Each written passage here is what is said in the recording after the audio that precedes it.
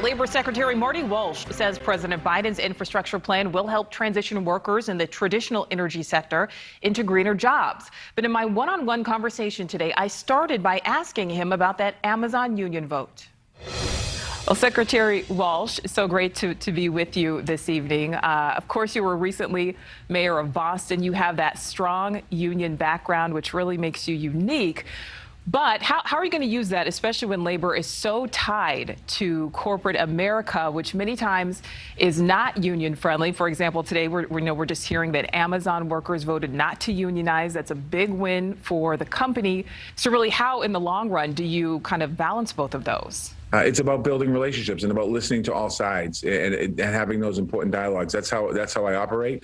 That's how I've worked as a mayor. That's how I've worked as a state representative in the legislature and also as the head of the building trades in Boston. It's about It's all about relationships.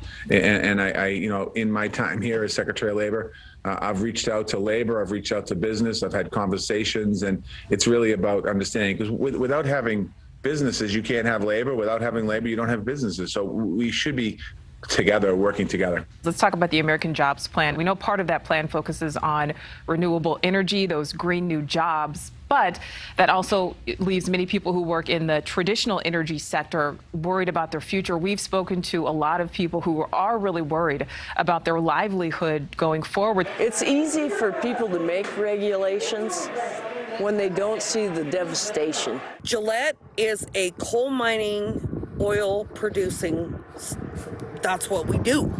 My husband works in the oil field. He's been there for 14, 15 years. He's about to lose his job. So how do we really balance that as a country, especially as we're also trying to, put the pandemic behind us? Well, first and foremost, there's certainly money in the clean energy sector. So you're talking about if some of these jobs get transitioned from the traditional pipelines and the ways of delivering energy to cleaner energy.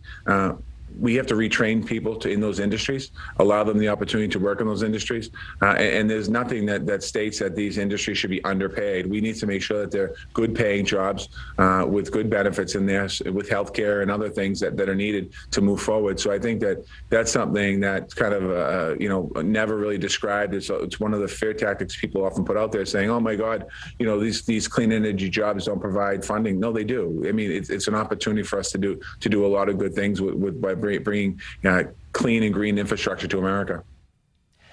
Well, Secretary Walsh and I also talked about the recovering economy, and he stressed that the administration's view that the best way to bring back jobs is to beat the virus.